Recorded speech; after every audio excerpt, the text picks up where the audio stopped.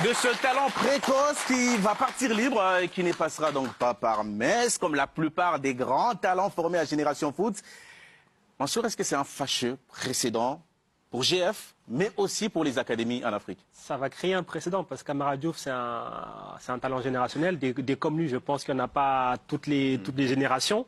Génération Foot tenait, et encore, j'ai envie de dire, tiens encore un joueur parce qu'il n'est pas encore majeur, donc peut-être qu'ils peuvent se rabibocher, on ne sait pas. Ouais. Mais c'est vrai que ça va créer un précédent parce que je pense que beaucoup plus de jeunes vont être beaucoup plus regardants sur leur contrat, voir exactement ce qui est légal et ce qui ne l'est pas. Et ça va aussi pousser aussi quelque part les académies à se mettre aussi en règle. C'est peut-être pas plus mal. Est-ce que vous êtes d'avis avec cette analyse? Ça risque de donner des idées aux autres talents qui n'étaient peut-être pas au courant qu'un mineur ne pouvait pas signer un contrat de plus de 3 ans. Oui, il y a eu une faille qui a été un peu décelée, c'est-à-dire qu'en règle générale, vous devez légalement signer pour 3 ans quand vous êtes mineur, ensuite vous pouvez prolonger, mais là, c'est vrai que les académies en Afrique, elles signent pour 5 ans, et quelque part, il y a une forme de logique. Quand vous signez un garçon à 13 ans, vous imaginez le transférer quand il est majeur. Ouais. Donc quelque part, dans l'esprit, il y a une forme de logique. Mais légalement, et par rapport aux règles de la FIFA, il n'y a pas de logique. Moi, pour moi, je vois 2 conséquences là, à court terme. La première, c'est que il y en a beaucoup qui ont signé pour 5 ans. Donc ils vont se retrouver dans la même situation. Il va falloir, entre guillemets, écrémer tout cela. C'est-à-dire qu'il y en a qui vont encore partir comme Amara Diouf et peut-être moins talentueux. Parce que je pense qu'il y en a qui regardent déjà qui a signé 5 ans et à qui on peut casser le contrat. Ouais. Donc voilà, et dans un second temps, je pense que les académies, on va en rediscuter, vont devoir signer pour 3 ans maintenant et essayer de séduire ensuite les jeunes pour les prolonger. Ça veut dire que pour rester dans le clou, les académies qui prennent des joueurs à 12-13 ans doivent signer 3 ans et renégocier peut-être à 17 ans. Et là, elles seront en position de faiblesse quand vous négociez à 17 ans. Oui. Alors, si j'ai bien compris, ils peuvent partir qu'à partir de 18 ans. 18 ans, de 18 ans. Absolument.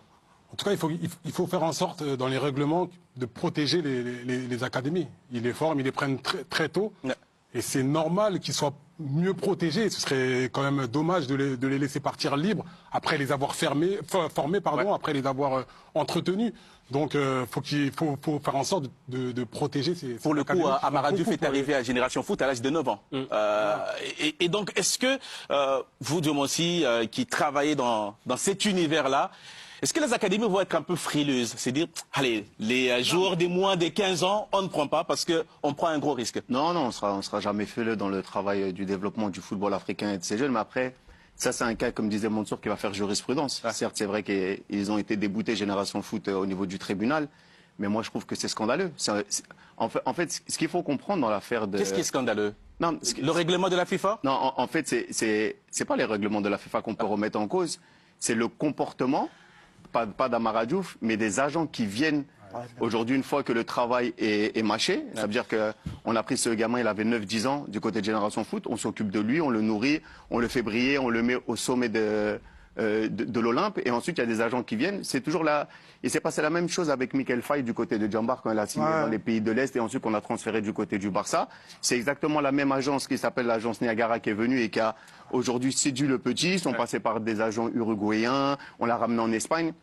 Aujourd'hui, Amara Diouf... Pour l'habitude, c'est des bonnes guerres. Hein. Non, c'est pas... c'est une faille qui a été... Non, mais en fait, c'est pas une faille. C'est pourquoi aujourd'hui le petit peut se permettre ça. C'est parce qu'aujourd'hui, il y a des agents qui sont venus et qui ont promis des choses à la famille. Il a été opéré du côté de l'Espagne sans l'autorisation de Génération Foot. On l'a amené là-bas. On est en train de chercher une faille pour dire qu'on va déplacer la famille en Espagne pour qu'il puisse signer. Aujourd'hui, ce gamin... Quand il était personne, où est-ce qu'ils étaient ces agents véreux qui sont... On rappelle cet aspect, on ne peut prendre un mineur dans un club professionnel que si, voilà, on déplace aussi la famille parce qu'il doit rester avec la famille. Ouais. Bon, malheureusement, la morale dans le football, c'est pas toujours compatible. Et ce qui se passe en Afrique se passe également en Europe. Hein. Vous avez des centres de formation où on vient essayer de détourner les joueurs et puis les faire partir libres dans d'autres pays en intéressant les parents et en exfiltrant les agents et en mettant les clubs qui ont investi. Donc, pour répondre à ta question, moi ce que je pense, je suis d'accord avec toi. C'est vrai que pour les questions en Afrique, c'est une question de survie pour les académies. Merci. Les centres de formation. C'est vrai qu'il y avait une relation, un contrat un peu tacite entre les joueurs et les académies. Ça veut dire on reste liés à l'académie jusqu'à sa majorité. Pour les grands clubs européens, les centres de formation, c'est une partie des recettes. Ouais. Mais ceux qui doivent bouger, et moi je lâcherai la balle après ça, c'est la Confédération africaine de football auprès de la FIFA. Parce qu'il y a une particularité africaine qu'on ne retrouve pas ailleurs. Donc ça, c'est un vrai combat à mener, notamment peut-être augmenter les indemnités de formation pour les académies africaines, parce que vous savez qu'il y a un classement des académies, et selon votre confédération, les indemnités sont plus ou moins importantes. Ouais.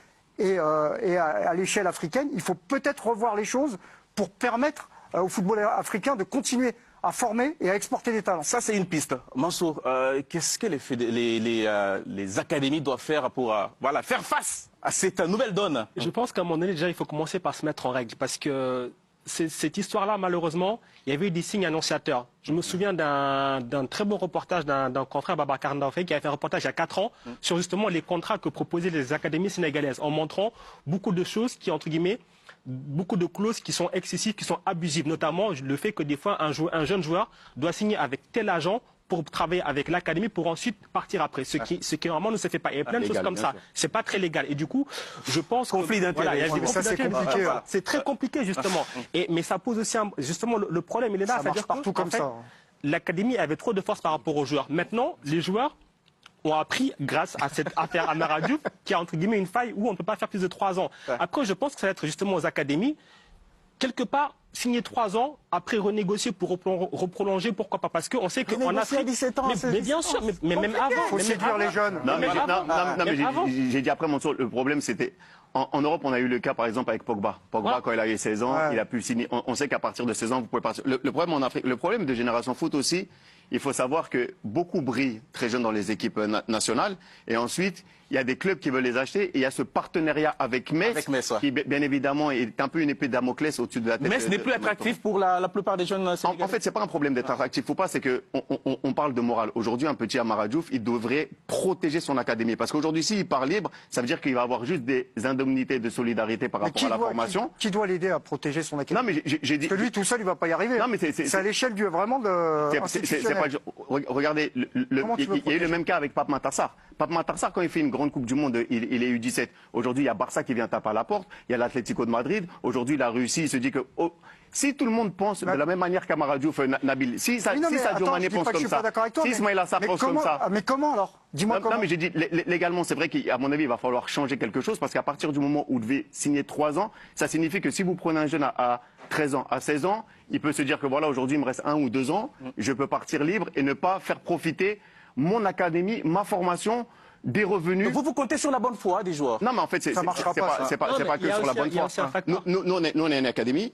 Aujourd'hui, Dieu merci, les joueurs, ils sont reconnaissants. Mais il va falloir que légalement, on trouve une parade à ça. Parce que c'est vrai que le cas d'Amara Diouf, pour moi, il est scandaleux. Donc ça veut dire que le règlement de la FIFA, pour l'Afrique, ça ne peut pas s'appliquer de la même façon. Parce que ce qu'il faut comprendre... Il y a une spécificité africaine. Sur ça signifie qu'aujourd'hui, Amara Diouf ne part pas au FC Metz, avec lequel FC Metz qui est en train d'investir beaucoup d'argent pour le développement des joueurs africains. Vous allez avoir des indemnités de solidarité, mais surtout, c'est sur la future revente. Et c'est là que les académies vivent. Et s'ils est-ce que ça veut dire que le modèle Génération Foot FC Metz s'écroule avec cette affaire aussi?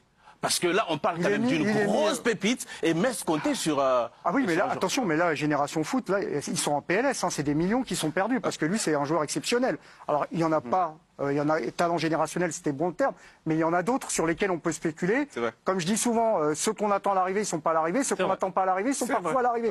Parce qu'il y en a aujourd'hui où vous dites, oh, bah, je vais signer 5 ans, mais bon, lui, c'est pas le numéro 1 dans mon esprit. S'il part au bout de 3 ans, c'est pas grave, mais ça se trouve, tu vas le retrouver dans 3 ou 4 ans, tout en haut de l'affiche, parce que c'est des enfants, et quand ils deviennent adultes, c'est pas souvent exactement les mêmes joueurs. Mais moi, pour terminer très honnêtement, c'est intéressant ce qui s'est passé. Enfin, pas pour les académies parce qu'elles vont devoir réajuster certaines choses, à compter effectivement sur les bonnes relations qu'ils peuvent avoir parce qu'ils permettent aux jeunes de partir, avoir un projet, espérer une autre vie. Mais c'est au football africain de s'organiser. Vraiment, là, tout seul dans son coin, Génération Foot, ils pourront rien faire. Il faut qu'il y ait une coalition d'académies qui fasse remonter à la fédération sénégalaise. Parce que si on ne réagit pas, il y a vraiment un péril par rapport à la formation en Afrique, parce que je ne connais aucune académie qui va accepter d'investir à perte. Non, c'est clair. Et il peut se passer des mauvaises choses, parce qu'il va y avoir de la pression. Il va y avoir de la pression sur les gamins, sur les familles. Il y a des gamins qui vont être mis au placard, parce que si tu ne prolonges pas, tu joues pas. Enfin, Ah, Ouais, mais Attention. après, ce il qu'il y faut aura savoir- des lofts. Après, faut pas oublier, Charles, que Les normalement, lofts africains, c'est plus sympa parfois. vous pouvez quitter le continent que lorsque vous êtes majeur en Afrique. Ça veut dire qu'aujourd'hui, il va y avoir des joueurs qui vont se retrouver sans contrat, ils auront 16-17 ans. Exactement. On va leur dire, voilà, Ouais, mais- patientez, faites comme ci, faites comme ça. Et et Joe, c'est- tu sais mieux que moi ce qui se passe pour les meilleurs. Qu'est-ce que tu fais? Non, tu déplaces la famille. Bah, tu déplaces la famille. À 16 ans, tu dis bah, tu viens là, tu es en post-formation chez moi, on fait venir ta famille, il y a un travail pour le papa, un travail pour la maman. Et donc, ça vous paraît un investissement énorme, mais je peux vous dire que pour les gros clubs européens, c'est rien du tout. Mais après aussi, il y a peut-être une possibilité aussi, en tout cas pour certains cas comme Amara Diouf, ce sera de les faire passer pro beaucoup plus vite, beaucoup plus tôt. Et là, par contre, le club sera, et l'académie sera protégée. Ça va changer c'est la mal. donne. Voilà, En tout messieurs, cas, on n'a ce qu'on pas fini pouvait d'en parler. dire autour de cette question de la semaine. On n'a pas encore fini de parler de cette affaire. Salam la famille, j'espère que vous allez tous bien et bienvenue dans cette nouvelle vidéo. Dans cette vidéo les gars, nous parlons sur le cas d'Amara Diouf qui a disparu des terrains il y a à peu près 2 ans avec une blessure de ligament croisé. Salam les gars, j'espère que vous allez tous bien et bienvenue dans cette nouvelle vidéo. Mais les gars, avant de commencer cette vidéo, n'oubliez pas de me soutenir, abonnez à cette chaîne, activez la cloche de notification, aimez la vidéo et pour ne rater aucune de nos prochaines publications. Et merci à l'abonnement, c'est simple et c'est gratuit les gars. Donc n'hésitez pas de vous abonner à cette chaîne-là parce que dans cette chaîne, nous parlons que du football, surtout l'actualité du football en global. Donc, si cette chaîne vous intéresse, n'oubliez pas de vous abonner et activer la cloche de notification. Merci. Voilà les gars, nous allons au but du sujet concernant l'affaire d'Amara Diouf. Amara Diouf a subi une blessure très grave, une blessure qui obstacle tous les joueurs, une blessure qui dure longtemps, une blessure qui peuvent détruire la mentalité des joueurs et c'est un ligament croisé, une blessure très dangereuse que Amara Diouf a subi. C'est la raison pour laquelle il a été épargné dans les terrains pendant à peu près il y a 2 ans. On n'a pas vu Amara Diouf jouer au football, mais il passe tout son temps dans les salles de sport pour faire des renforcements musculaires pour revenir plus fort. Mais nous espérons que Amara Diouf va revenir plus vite et va revenir plus fort et retrouve-nous dans les sélections sénégalaises à venir. Voilà les gars, pour moi, Amara Diouf va vite revenir et merci d'avoir regardé la vidéo jusqu'ici. C'est ça mon point de vue. Amara Diouf va bientôt faire son retour avec son club formateur, la Génération Foot, mais aussi avec les sélections de l'équipe nationale du Sénégal. Ciao les gars, j'espère que cette vidéo vous a plu. N'oubliez pas de vous abonner et activer la cloche de notification. Surtout les gars, aimez bien la vidéo. Ciao, à la prochaine.